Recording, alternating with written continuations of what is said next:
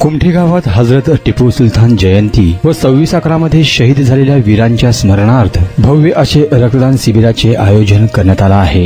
या शिबिराचे उद्घाटक म्हणून माजी आमदार दिलीपराव माने यांची प्रमुख उपस्थिती लाभली आहे। मंडळाचे मार्गदर्शक इक्बाल शेख, संस्थापक आणि अध्यक्ष यांच्या नेतृत्वाखाली भव्य असे रक्तदान शिबिर संपन्न झाला आहे। या रक्तदान शिबिराला उत्स्फूर्त प्रतिसाद लाभताना दिसत आहे।